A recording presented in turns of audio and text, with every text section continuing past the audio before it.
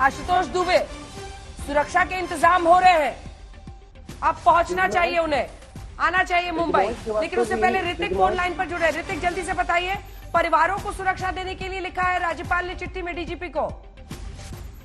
जी, राज्यपाल ने ये भी लिखा है कि 25 तारीख को उनको इस तरह की जानकारी मिली कि इन परिवारों की जो सुरक्षा है वो हटा दी गई है। महाराष्ट्र सरकार ने परिवारों की सुरक्षा हटा दी और अब जो स्थिति महाराष्ट्र में है, जो कानून व्यवस्था की स्थिति बनी हुई है, जगह जगह पर आंदोलन हो रहे हैं, उसके चलते डीजीपी और मुंबई पुलिस कमिश्नर दोनों तुरंत इन परिवारों को सुरक्षा मुहैया कराए, इस तरह के आदेश राज्यपाल ने दिए हुए हैं।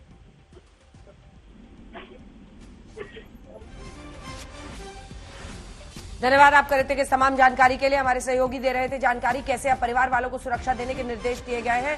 राज्यपाल ने डीजीपी को चिट्ठी लिखी है, ये सिर्फ वर्बली नहीं बोला जा रहा है, चिट्ठी के जरिए, ताकि सब कुछ रिकॉर्ड पर रहे। आज ऐसी नौबत आ गई है। लेकिन आशुतोष दुबे, जब इस तरह के इंतजाम हो रहे हैं तो 30 जून तक एक्सटेंशन क्यों कराया होटल में? आना पड़ेगा ना मुंबई। अभी तो यही छवि जा रही है कि भागे हुए हैं, आदित्य ठाकरे से लेकर सारे कह रहे हैं कि वो भागे हुए हैं, उनको आना पड़ेगा। बिल्कुल बिल्कुल, जो ये लोग कह रहे हैं भागे हुए हैं, जो ये लोग कह रहे हैं कि ये डर गए हैं, जो ये लोग कह रहे हैं कि कानून और व्यवस्था की बातें कर रहे हैं, ब्रिजवंश श्रीवास्तव जी अभी कानून और व्यवस्था की बात कर रहे थे। मैं इसी शिवसेना की 10 उपलब्धियां सुनाना चाहूंगा।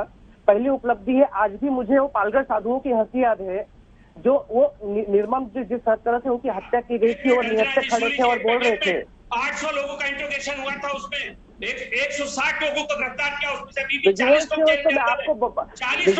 अभी मैं आपको शांति से सुना था। 2 मिनट मेरा भी सुनिए, 2 मिनट मेरा भी सुनिए। 10 उपलब्धियां आपको सुननी पड़ेगी। 6 साल के अंदर 40 से ज्यादा साधुओं की हत्या की गई है, मार मार के, एक भी आदमी गिरफ्तार नहीं हुआ। आप उससे जवाब दीजिए देश को। लेकिन आप मेरा बात सुनिए, पालघर साधु हो गया, सुशांत सिंह राजपूत हो गया, कंगना रनावत का घर हो गया। रुक जाइए, ठीक है ब्रिजमोहन जी, आपने अपना पॉइंट कह दिया ना, अब सुनिए उनकी बात। चारपा जी, अब चिट्ठी भी दिखा रहे हैं। राज्यपाल ने जो चिट्ठी लिखी है डीजीपी को, एक सेकेंड, राज्यपाल ने जो चिट्ठी लिखी है डीजीपी को, वो भी हम दर्शकों को दिखा रहे हैं। इसमें आप देख रहे हैं कि safety of their homes and families in context of the provocative and threatening statements being made by certain political leaders.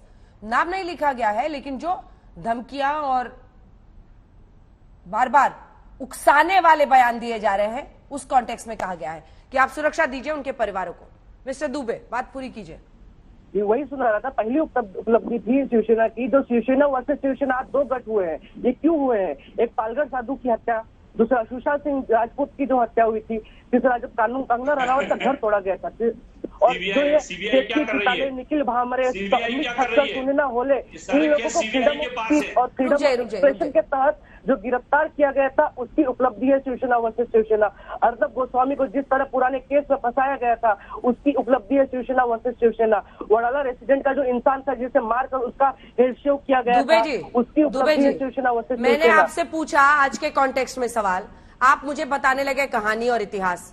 अपना कहानी और इतिहास ज्ञान को अपने पास रखिए, अपने कहानी और इतिहास ज्ञान को अपने पास रखिए। जो मैंने सवाल किया उसका जवाब है आपके पास, आना मुंबई पड़ेगा। बिल्कुल है, तो उसमें बोलिए ना, क्या आप इधर उधर के केसेस उठा के यहाँ गिना रहे बैठ के?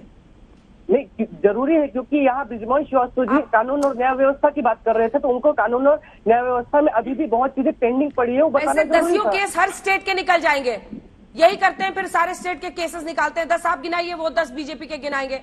जो पूछा उस पर जवाब दीजिए मिस्टर दुबे।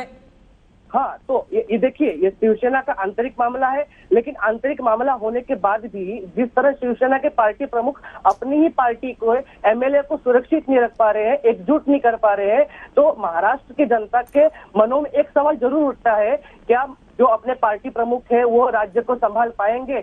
क्या वो उस काबिल है? ये सवाल उठना स्वाभाविक है।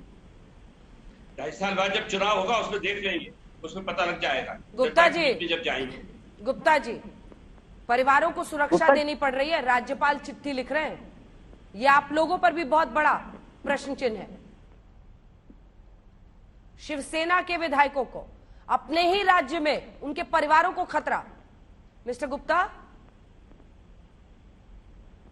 तो जो कृत्य है वो कर रहे हैं। आप एक बात ये भी देखिए कि लोगों की भावनाओं को किस तरह से रोका जाए। आप ये देखिए किस तरह से महाराष्ट्र के अंदर, जिस तरह से महाराष्ट्र के विधायक जिस तरह से कर रहे हैं, जिस तरह की बातें आ रही हैं, क्या मतलब अगर उन्हें अरे अगर मान भावना लीजिए है तो विरोध होगा, नारेबाजी होगी, थोड़ी ना उनकी जान को खतरा हो जाएगा। तो आप मुझे एक बात ये बताइए कि जो बातें वो गुवाहाटी में बैठ करके कह रहे हैं, यही बातें अगर उद्धव जी कह रहे हैं मेरे सामने आकर के कह दीजिए, मैं हर चीज करने के लिए तैयार था, तो क्या उन्हें उद्धव जी से नहीं कहना चाहिए था?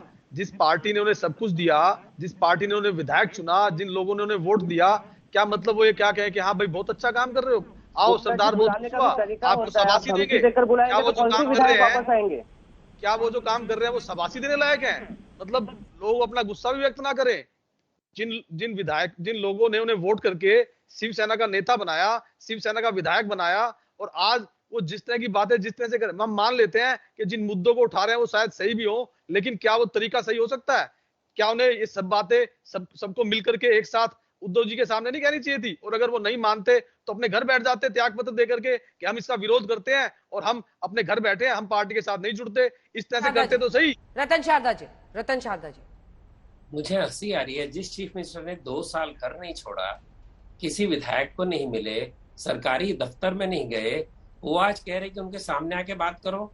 जिस चीफ मिनिस्टर ने कहा तारीफ कोविड हो गया है, प्रधानमंत्री साहब ने की है, आपको उनके काम की तारीफ खुद प्रधानमंत्री साहब ने की, उनके काम की तारीफ सुप्रीम कोर्ट मीडिया ने की। आप वो बातें कहते हैं जो होती नहीं है, पाल करके साधुओं की बातें बोले, हिंदुओं ने ही मारा था उनको। आशुतोष दुबे किस तरह की बातें करते हैं आप, किस लिए लेके आए पाल करके साधुओं के मामले को? आप कौन से मामले लेके आते हो? गलत चीज के तरीके से गलत बात को आप प्रेडिक्ट करने की कोशिश करते हैं।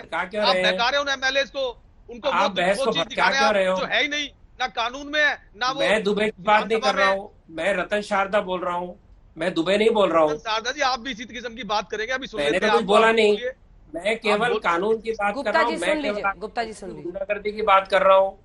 मैं कह रहा हूँ कि पिछले इतने दिनों से महाराष्ट्र में सरकार नहीं, 8 मंत्री उठ के गुवाहाटी तो फिर क्या है? अगर आपको सरकार चिंता है, अरे फिर आप टोके जा रहे हैं। अंजना जी समझाइए इनको जरा, सरकार ने तो क्या था फिर? इनको समझाइए जरा। एक एक करके मैं जवाब लूंगी ना आपसे गुप्ता जी। अरे मिस्टर गुप्ता मैं जवाब लूंगी, प्लीज उनको बोलने दीजिए। मिस्टर शारदा, लोगों को सरकार चाहिए। जब सुप्रीम कोर्ट के अंदर ये बात चली, सुप्रीम कोर्ट ने कहा कि सरकार को इस प्रकार से आप भटका नहीं सकते, 24 घंटे के अंदर आप ये वोट ऑफ कॉन्फिडेंस लीजिए वरना हॉर्स ट्रेडिंग होगी। यही लोग कर्नाटक में ये कहकर गए थे कि हॉर्स ट्रेडिंग होगी, जल्दी वोट ऑफ कॉन्फिडेंस कराओ।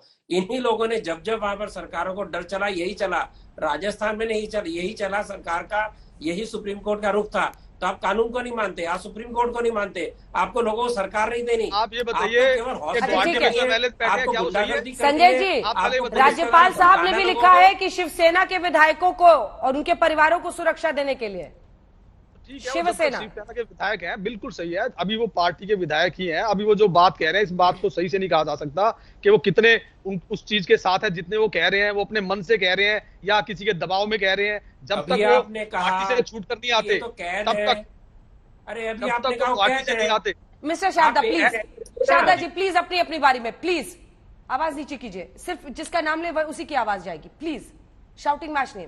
मिस्टर गुप्ता, देखिए वहां पर जितने भी विधायक हैं उनकी किसी भी बात को अभी हम विश्वास नहीं कर सकते उस पर कि कितने विधायक ऐसे हैं जो इस बात को कह रहे हैं, कितने नहीं है। जब तक कि वो उस होटल के कैद खाने से निकल करके महाराष्ट्र में नहीं आते, जब तक वो महाराष्ट्र में आकर के खुले मन से इस बात को नहीं कहते, तब तक उनकी किसी भी बात पर विश्वास नहीं किया जा सकता। अभी जिस तरह की होटल में पोजीशन है और बाहर जितनी पुलिस फोर्सेज है और जिस तरह से बीजेपी के मुख्यमंत्री उनसे आकर के मिल रहे हैं और जिस तरह से हवा में घूम रहे हैं, वो उनकी किसी भी रिलेवेंसी का विश्वास नहीं किया जा सकता। जब तक वो महाराष्ट्र में आकर के इसी बात को नहीं करेंगे जो वो कह रहे हैं, तब तक विश्वास करने की कोई बात नहीं है। और हम अपनी बात हम तो धमकी देते रहेंगे, हम तो डराते रहेंगे, हम तो उकसाने वाले बयान देते रहेंगे, वो खतरा मोल ले वो है।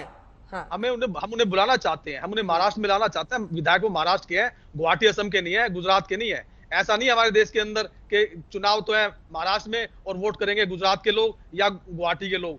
महाराष्ट्र में चुनाव है तो महाराष्ट्र के लोग ही चुनाव के अंदर वोट करेंगे।